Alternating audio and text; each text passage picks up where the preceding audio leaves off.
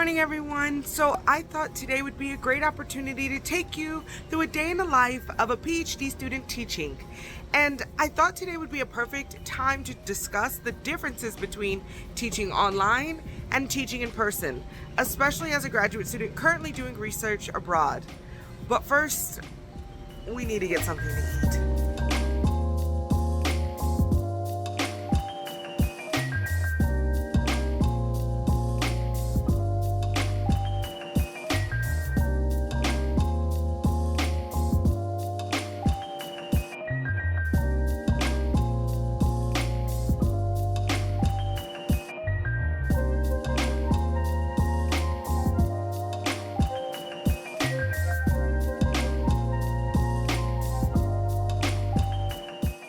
Okay, so we're back from eating, and the first thing that I think it's important to talk about is just prep time.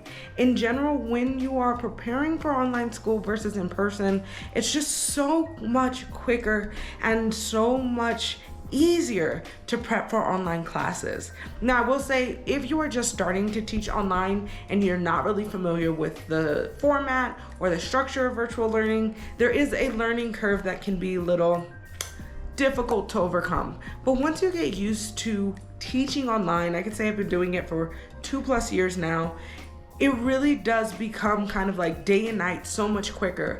And that's because a lot of things in person has a lot of like physical laborious things that need to be done, like printing out pages, organizing the room. I mean, literally driving there to set up things. And so to be online makes just preparing for classes just so much simpler and way more positive. Which leads me to, I need to start preparing for class.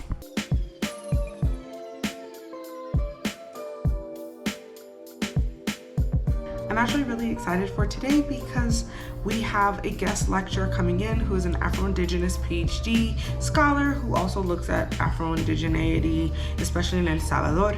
And they're coming to just talk about these things with the class. But the first hour of the class, I'm going to do my own presentation to really bring home some of the concepts that will be presented in their lecture.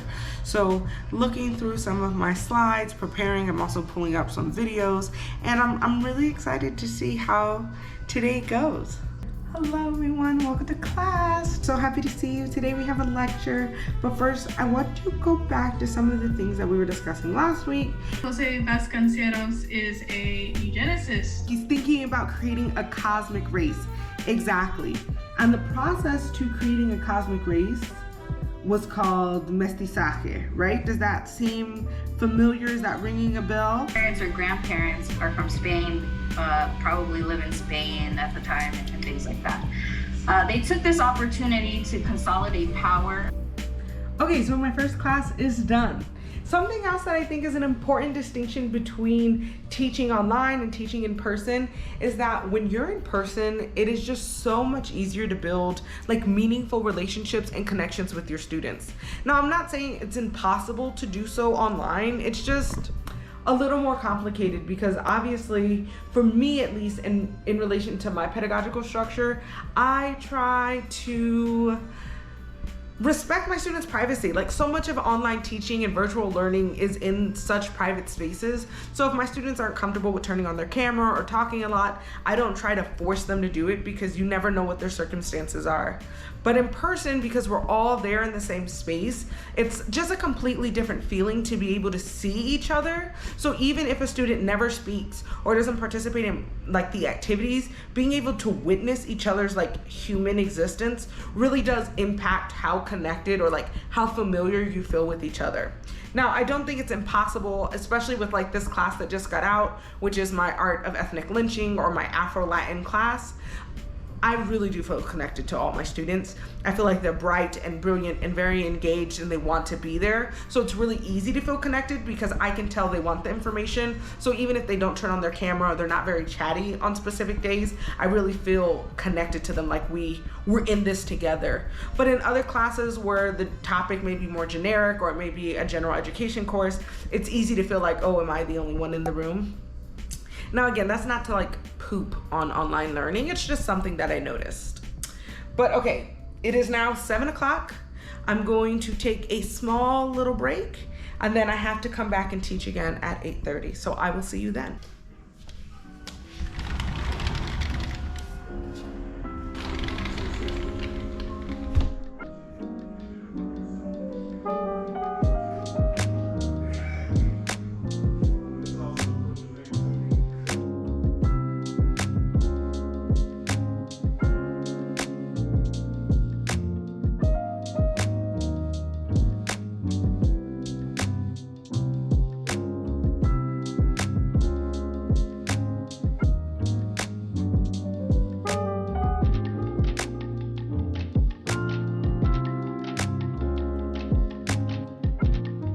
Another thing that's just a big difference between teaching online and teaching in person is just energy level.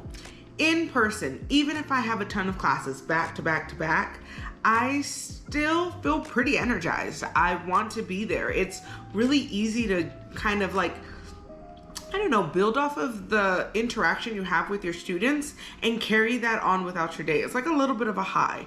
But online, again, because of the lack of like human to human interfacing, maybe students aren't engaged as much, though today they really were. It's just easy to not feel as hyped or energized, or like in between classes feel your energy levels like drift, especially on long days like this.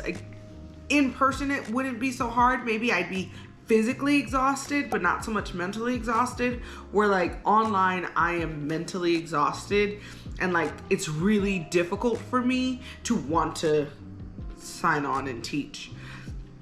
Obviously I do it, and obviously I find the energy to do it, but I definitely think being in a space that is in person and getting to interact face to face together really does help you keep the momentum going, where online virtual teaching you can often feel very alone.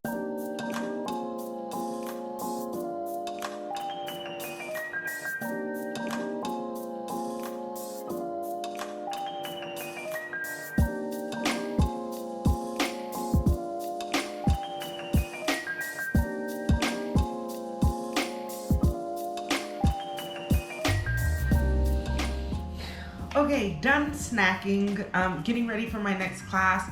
This class is a lot less structured than my past class on Afro-Latin identities and racial politics or racial ideologies, because this class is more about encouraging our students to do self-exploration, understanding like bodily experiences, rituals, and things like that. So it's more about like talking about your feelings, which is really fun to teach, but also can be a lot more ambiguous as to what is the expectation or what do you do to keep the class moving. But yes, that starts in 1 minute, so I'm setting up right now.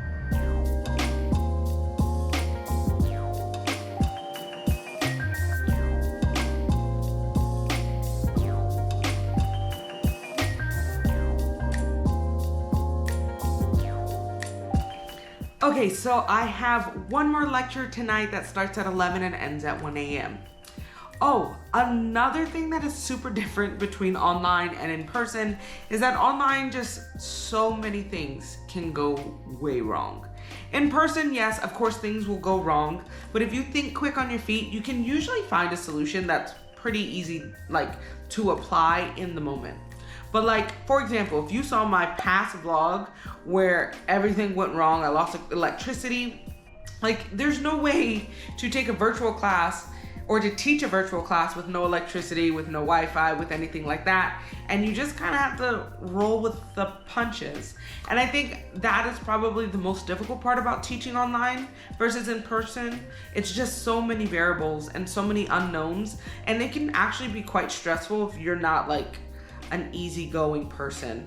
Not to mention, you know, the software might not work, students may have their own software issues, just a lot of stuff can be a problem.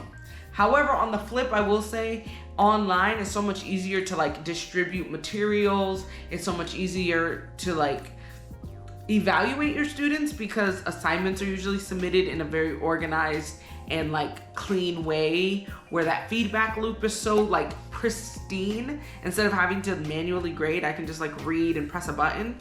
And then also, like I said, like if you're showing things online, you have your PowerPoint, you have everything like on your computer, and that is a godsend. Like I love that like fluidity of just smoothness that comes with teaching online. So it's like a give or take, you know. There's times where everything can go wrong and it's a hot freaking mess, but there's times when things go right online, it is a very smooth and like seamless process, and I do really enjoy that. Okay, so in between classes, I like to change out of my actual clothes into like sleep time clothes because it's 11 o'clock at night, or it's going to be 11 o'clock at night, and I need to be comfortable. So I'll see you in a second. But with all of that said, which do I prefer? Well, it really depends. Right now, with the compensation and workload that I have as a graduate student, I actually prefer online. It's just way more compatible with my grad school life balance. But in general, I will say it is really hard to beat in-person teaching. Now, if you want to see what it looks like when I was teaching in person, you should watch this video next. Please leave a like if you enjoyed this video, and I really hope to see you next week. Thank you so much for watching.